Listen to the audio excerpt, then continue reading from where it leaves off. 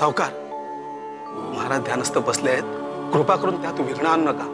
आम्ही महाराज ध्यान धरणातून बाहेर येण्याची वाट पाहत आहोत आणि तुम्ही मात्र बस चोंबड्या. सावकार, तुझं घर माझ्याजवळ गहाण ठेवणारा तू आणि मला शिकवतोस.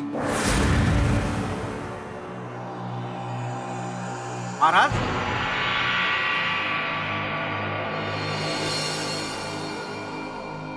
सावकार, आम्ही तुझीच वाट पाहत होतो. महाराज, तू येत नाहीस तोवर ध्यानातून बाहेर यायचं नाही हे आम्ही ठरवलंच होतं. महाराज, माझ्या मनात एक इच्छा आहे. आणि ओळखली आहे ती. महाराज, जा, तुझ्या मुलाचं लग्न गौरीशी होईल. महाराज, आपण त्रिकाल ज्ञानी आहात. महाराज, आपण त्रिकाल ज्ञानी आहात. गण गण गणात भूते, गण गण गणात भूते, गण गण गणात, गण गण गणात.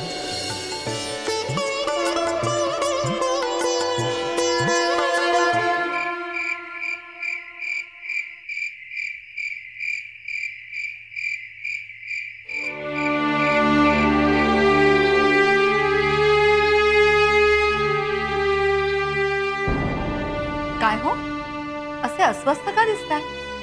नाही, मी अस्वस्थ नाहीये.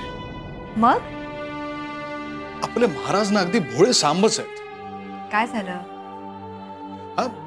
महाराजांना माणसं कळतात. एखादा भक्त जर मनोभावे निरपेक्ष भावनाने त्यांची भक्ती करत असेल ना, तरी महाराज त्याची परीक्षा घेतील.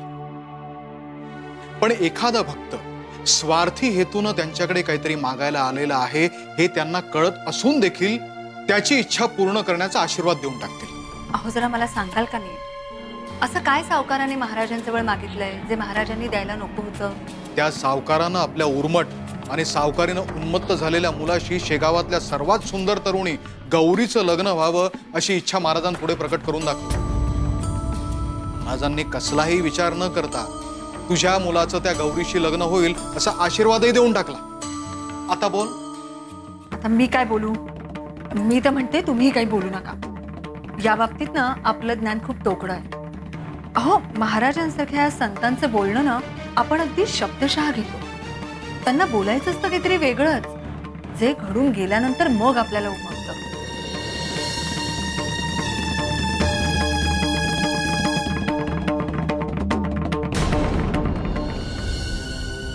आलात तुम्ही? गेला होतात ना गजानन महाराजांकडे? हरीविषयी सांगितलं तुम्ही महाराजांना? हरी, हरीचा मुलगा आणि हरीचा शाप याविषयी महाराजांना काही सांगावं लागलं नाही. महाराज त्रिकाल ज्ञानी आहेत. म्हणजे हे तुम्ही न सांगता महाराजांनी आधीच ताडलं होतं?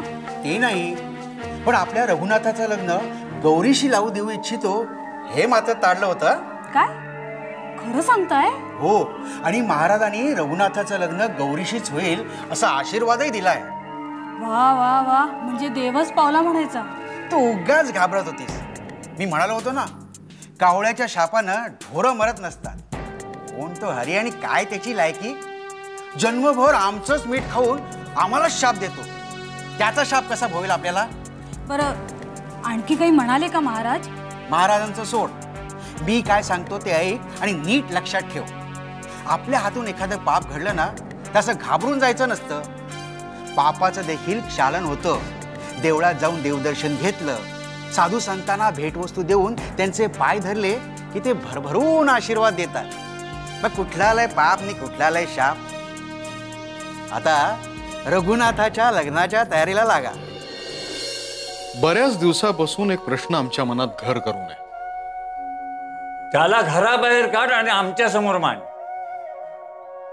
महाराज, बरीच लोक तीर्थयात्रेला जातात, पवित्र नद्यांमध्ये स्नान करून देवदर्शन घेतात. असं केल्यानं आपली सगळी पापं धुतली जातील असा त्यांचा समज असतो. हे खरं आहे का? अत्यंत चुकीचा समज आहे.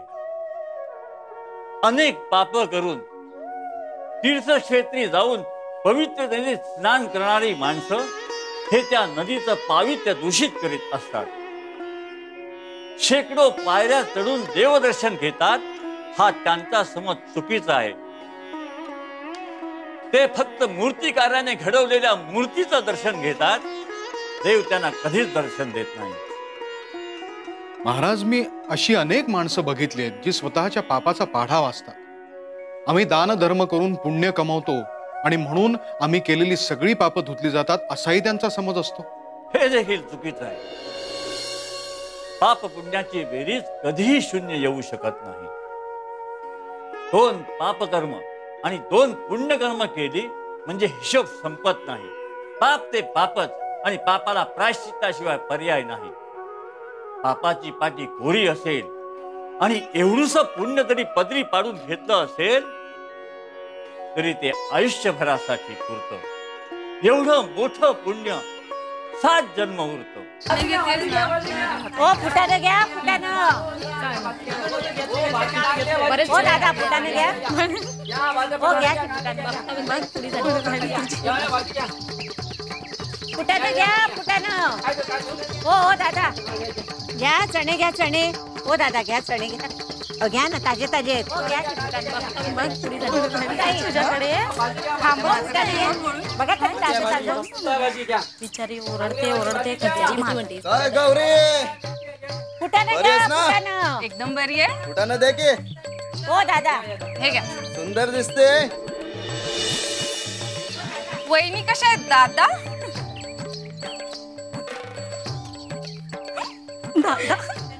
चांगलीच जिरवलीस. सवय झाली आता. बाजारात येतेस तेव्हा तीट लावून येत जा बाई, नजर लागेल कोणाची. घ्या चणे, घ्या चणे. ओ दादा घ्या चणे घ्या. घ्या ना, ताजे ताजे. ओ भाऊ घ्या. अगं ऐकलत का? या बाजारातली आज माझी शेवटचीच वेळ. म्हणजे उद्यापासून मला बाजारात येऊन हा ठेला लावायची गरजच लागणार नाहीये. का बरं? कारण माझं लग्न ठरलंय. म्हणजे तुला हवा होता तसा राजकुमार मिळाला तर? हो. काय सांगतेस काय? कोण आहे तो नशीबवान? आपल्या सावकारांचा मुलगा रघुनाथ. काय?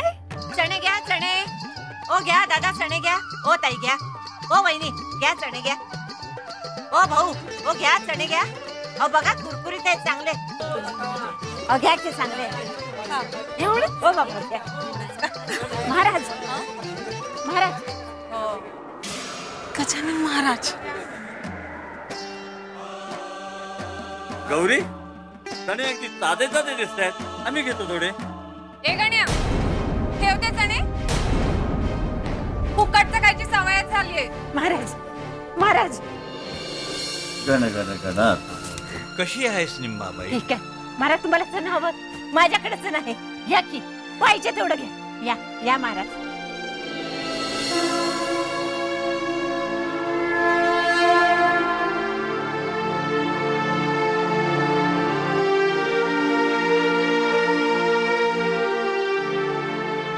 चणे अगदी कुरकुरीत आहेत. आवडले? हो. पण महाराज बघ ठेवलेत का? अगं तू इतक्या प्रेमाने चणे खाऊ घातलेस की 2-4 दाणे खाऊनच आमचं मन अगदी तृप्त झालं. महाराज आमचे आशीर्वाद आहेत तुला. गण गण गणात बोते, गण गण गणात बोते. गण गण गणात बोते, गण गण गणात बोते.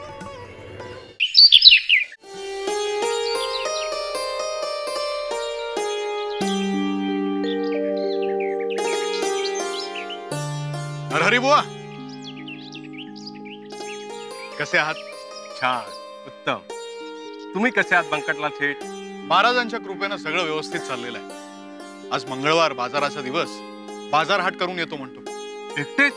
वहिनी नाही सोबत? नाही नाही, आज तिला बरोबर नाही घेऊन आलो. का? तिच्यासाठी तिला चकित करेल अशी एखादी वस्तू घेऊन जाईन असं म्हणतो मी. छान छान, घ्या घ्या, जरूर घ्या. पण घरी जाताना निंबाबाईच्या ठेल्यावरच्या फुटाणे घेऊन जायला विसरू नका. का बरं? असं काय विशेष आहे त्यांच्याकडच्या फुटाण्यात? त्याचं काय बंकटलाल शेठ, आपले गजानन महाराज बाजारातून फेरफटका मारत होते आणि त्यांनी गौरीच्या ठेल्यावरचे थोडे फुटाणे उचलले. तशी ती डाफरली त्यांच्यावर. बापरे, महाराजांवर डाफरली? तर काय. पण निंबाबाईने मात्र त्यांना आदरपूर्वक आपल्या ठेल्यावरती नेले आणि प्रेमपूर्वक फुटाणे खाऊ घातले. तशी ही रीक लागली त्यांच्या ठेल्याबाहेर आणि गौरीच्या ठेल्याबाहेर माशीही फिरकली नाही. महाराजांची लीला नरहरी बुवा, ही सगळी महाराजांची लीला आहे. भाव तिथे देव आणि देव तिथे भक्तगण. निंबाबाईंच्या ठेल्याबाहेरची रीग लागली ना, ही महाराजांच्या भक्तगणांचीच आहे. मी फुटाणे घेऊन जातो. गण गण गणात बोते, गण गण गणात.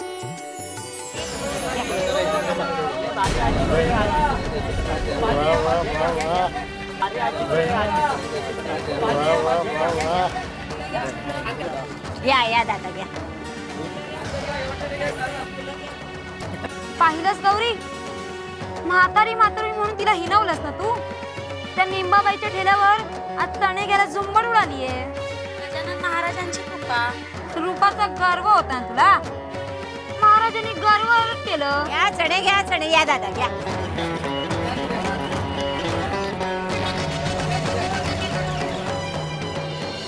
होतंय ना सगळं मनासारखं? हो तर, पण थोडी काळजी वाटते. कसली ग? तुम्ही तुमच्या सुनेशी कसं वागाल याची. हा? नाही म्हणजे गौरीला गरिबा घरची मुलगी म्हणून तुम्ही हिणवणार तर नाही ना. तसं असतं ते हे लग्न होऊ दिलं असतं का मी? तसं नाही हो, पण हे बघ, आपलं लग्न होऊन किती वर्ष झाले. तू बघतेस ना, सावकारकी करायची म्हणजे किती कामं असतात. या कामाच्या रगाड्यात मी तुला कितीसा वेळ देऊ शकलो. घरात सुनाली की ती, तू आणि रघुनाथ. मला आवडणार नाही असं गौरी जोपर्यंत वागत नाही तोपर्यंत काय मी तिच्या वाटेला जाणार नाही. तशी वेळच येऊ देणार नाही गौरी. उगाच नाही ती सून म्हणून माझ्या मनात भरली. हे बघ, कौतुक पुरे, प्रचिती येत नाही तोपर्यंत देवाला सुद्धा देव मला तयार होणार नाही मी. येईल. एकदा का गौरी उंबरठा ओलांडून घरात आली की तुम्हाला प्रचिती येईल. असो, मानपानाचं काय? मानपान नको. अहो नाही झेपणार त्यांना. त्यांना कोण सांगायला जाते? आपण इथले सावकार, आपण आपल्या इज्जतीप्रमाणे थाटमाट देणं घेणं करायला हवं. नाहीतर लोक तोंडात शेण घालतील, म्हणतील सावकाराची दानतच नाही. कोणाचं मानपान करायला नको म्हणून गरिबागारची सून केली सावकारानं. कोणी काही म्हणत नाही. हा, पण आपणच आपली हौस आणि आपल्या पाहुण्यांची हौस पुरवायची. आणि हो, रघुनाथचंही मत ध्यानात घ्यायला हवं. पण गेलाय कुठे तो? तुम्हीच धाडलात ना त्याला वसुली करायला. बराच उशीर होतोय त्याला वसुली घेऊन यायला. का पुढल्या 7 पिढ्याकडनं वसुली करून घेऊन येतोय या पठ्ठ्या? सावकार सावकार सावकार. काय झालं मुनीमजी? काय आभाळ कोसळलं की वीज? आभाळच कोसळलंय सावकार. हा? कसं सांगू कळत नाही. सांगून मोकळे व्हा. इथे लग्नाच्या तयारीला लागायचं आम्हाला. कोणाचं लग्न लावताय आता सावकार? मुनीमजी. मुनीमजी, भरल्या घरात असं अभद्र काय बोलताय? अहो, साप चावल्याचं निमित्त झालं आणि छोट्या सावकारांनी जागीच प्राण सोडला. हो, रघुनाथ सावकार गेले. हो सावकार, कुणालाही मरण चुकलं नाही. जेव्हा तुमच्या पोराला यम घेऊन जायला येईल ना, तेव्हा त्याच्या समोर बक्कळ पैका होता. तो तुमच्या पैक्यावर थुंकल. हा या गरीबाचा शाप आहे. या गरीबाचा शाप आहे. या गरीबाचा शाप आहे.